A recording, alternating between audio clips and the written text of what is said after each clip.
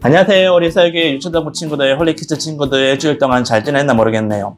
목사님도 지금 계속 잘 지내고 있는데, 그런데 지금 코로나가 지금 조금 이렇게 잠잠해졌다가 다시 이렇게 코로나가 확산이 되고 있어서 우리 친구들 예배 드리는데 조금 더 이렇게 좀 기다려 주셔야 될 것 같아요.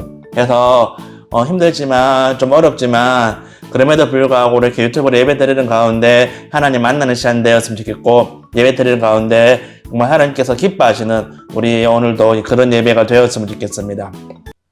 사도신경으로 예배를 시작하겠습니다.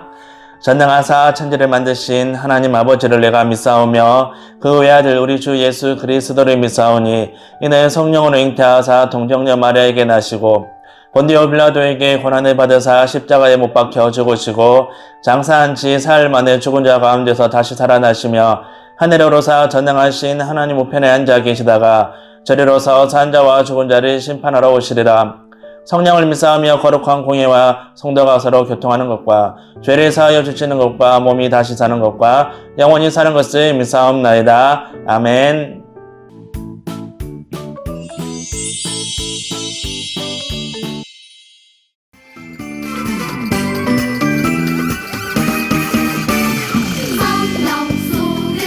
여행을 떠나요.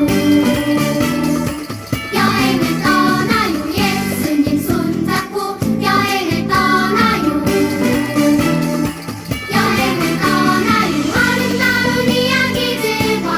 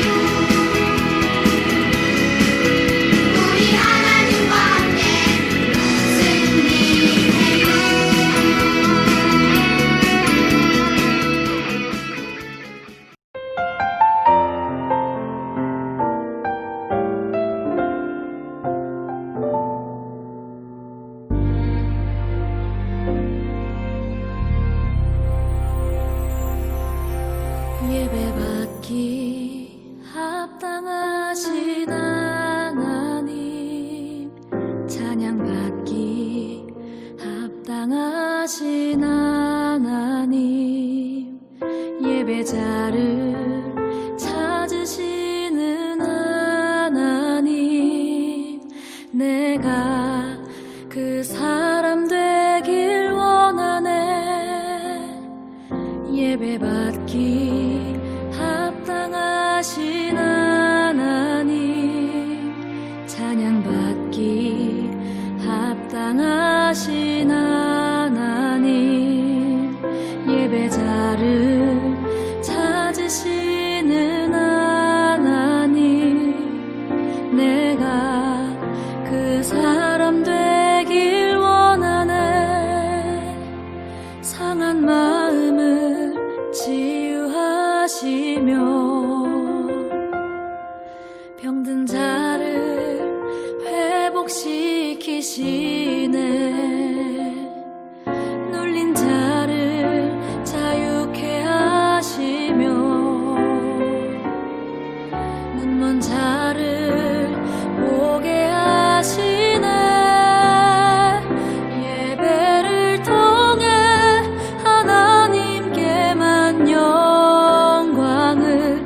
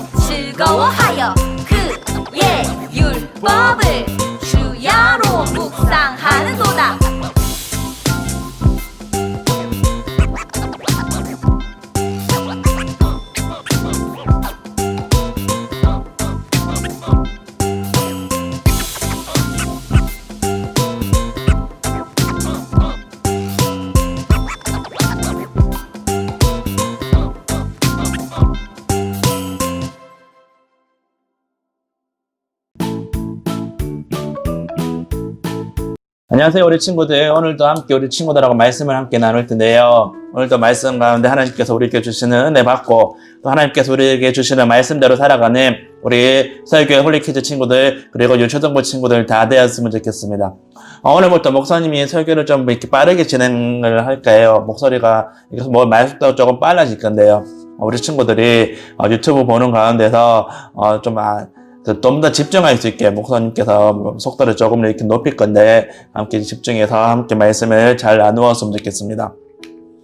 자, 오늘 우리가 읽었던 말씀 텐트 다시 한번 읽어볼게요. 시작. 오직 여호와의 율법을 즐거워하여 그의 율법을 죄하러 묵상하는도다. 시편 1편 2절 말씀. 아멘.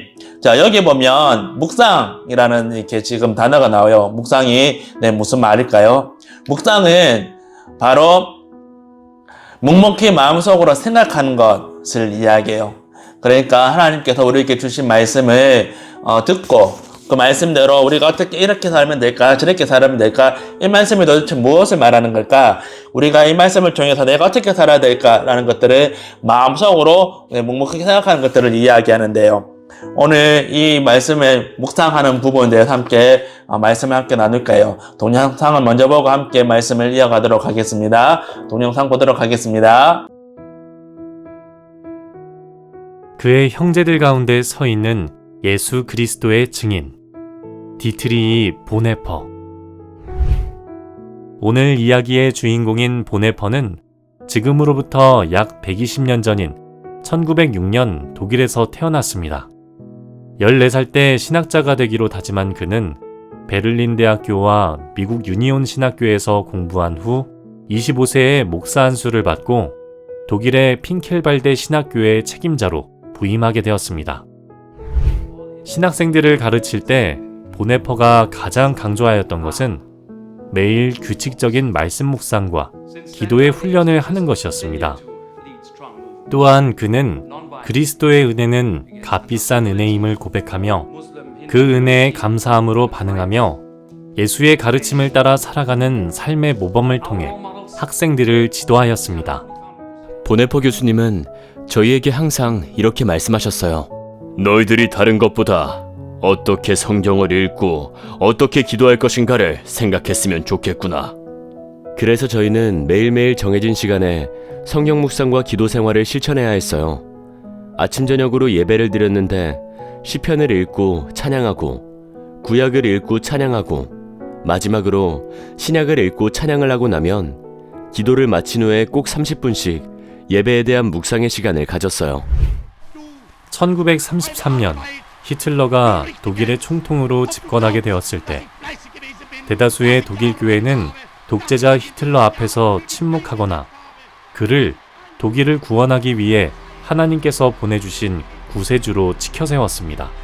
이러한 교회의 현실을 가슴 아프게 생각한 보네퍼는 히틀러에 반대하는 신학자, 목회자들과 함께 고백교회를 결성하여 히틀러의 잘못된 통치를 비판하였습니다. 또 유대인들을 차별 분리하는 정책을 따라 교회가 유대인들을 몰아내기 시작하자 그러한 교회들을 향해 보네퍼는 이렇게 외쳤습니다. 그리스도는 모든 사람을 위해 죽으셨다. 유대인을 쫓아내는 교회는 진짜 교회라고 할 수 없다.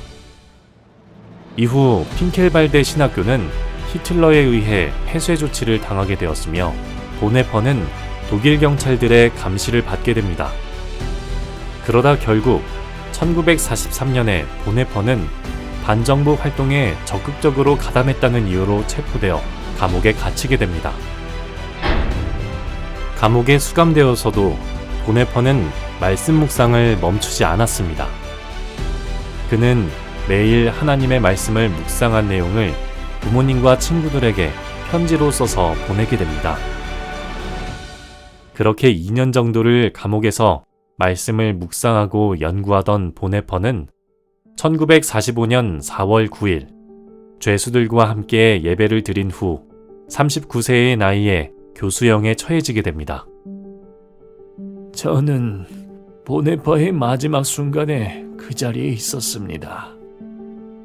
그는 무릎을 꿇고 열정적으로 기도했습니다. 이 청년의 기도하는 모습에 더없이 감동을 느낄 수 있었습니다. 교수대에 오르기 전 그는 다시 한번 짧게 기도하고 몇 걸음을 옮겨 담대한 모습으로 교수대 위에 올라섰습니다. 내가 의사로 일하면서 보네퍼처럼 하나님의 뜻에 전적으로 순종하며 죽은 사람을 보지 못했습니다. 보네퍼가 교수형을 당하고 3주 후에 히틀러는 스스로 목숨을 끊었고 한 달 뒤에 나치당은 무너졌습니다. 죽는 그 순간까지도 말씀을 놓지 않고 매일매일 묵상하며 기도하기를 힘썼던 보네퍼의 삶은 입에서 입으로 조금씩 전해지면서 예수 그리스도를 믿고 따르는 제자의 삶의 중요한 모델이 되었습니다. 그리고 그가 옥중에서 남긴 편지들은 그의 학생이자 친구였던 베트게에 의해 옥중서간이라는 이름으로 출판되어 아직까지도 많은 이들에게 선한 영향력을 끼치고 있습니다. 자, 우리 친구들 방금 우리가 동영상 봤는데요. 이 동영상에 누가 나왔죠? 네, 맞아요. 보네퍼라는 목사님이 나왔죠. 이 보네퍼라는 목사님은 독일 사람인데 이 보네퍼 목사님이 살았던 독일은 그 당시 히틀러라는 사람이 나라를 다스리고 있던 때예요. 히틀러 그러면 유명한 게 있죠. 유대인을 많은 유대인을 죽인 사람으로 이렇게 유명한데요. 이 히틀러라는 사람이 독일을 다스릴 때 이 보네퍼라는 목사님이 독일에서 하나님 말씀을 나누고 교회를 다 섬기고 있는 그런 상황이었어요. 그때 이제 어떤 일이 일어났냐면 이 보네퍼라는 목사님이 감옥에 갇히게 돼요. 이런저런 일 때문에 감옥에 갇히게 되는데 이 보네퍼라는 목사님이 감옥에 들어가서도 무엇을 하냐면 하나님의 말씀을 묵상합니다. 아까 묵상이 뭐라고 했죠? 묵묵히 생각하는 거를 이야기한다 했죠. 하나님 말씀을 읽고 하나님 말씀을 묵상하고 묵묵히 생각했다는 거죠. 사실 감옥에 들어가면 목사님이라면 원망을 했을 것 같아요. 내가 왜 감옥에 들어가야 돼? 내가 잘못한 것도 없는데 왜 감옥에 내가 들어가야 되지? 나는 이렇게 불평과 원망을 하기 쉬운데 보네퍼 목사님은 감옥에 들어가서도 불평하지 않고 원망하지 않고 하나님 말씀을 묵상하고 하나님 말씀을 읽고 그러면서 하나님께서 말씀을 통해서 보네퍼 목사님에게 무엇을 말씀하시는지 생각하고 그 말씀대로 따라 살아갔어요. 그리고 오늘 기도했죠. 하나님, 오늘도 하나님 말씀을, 내게 이런 말씀을 주셨습니다. 비록 감옥에 갇혔지만 내가 이 말씀을 통해서 감옥 속에도 하나님 말씀대로 살아갈 수 있도록 내게 은혜를 부어주십시오. 이런 식으로 기도하고 하나님 말씀대로 살아갔죠. 그러다가 이 보네퍼 목사님 결국 감옥 속에서 사형을 당하게 돼요. 자, 생각해보세요. 감옥에 갇혔어요. 사형을 앞두고 있어요. 그 속에서 하나님 말씀을 묵상한다? 쉬울까요? 어려울까요? 네, 어려워요. 우리는 이런 힘든 상황을 조금만 힘들어도 조금만 어려워도 불평하고 원망하고 하나님 나 싫어요. 하나님 나 좀 편하게 해주세요.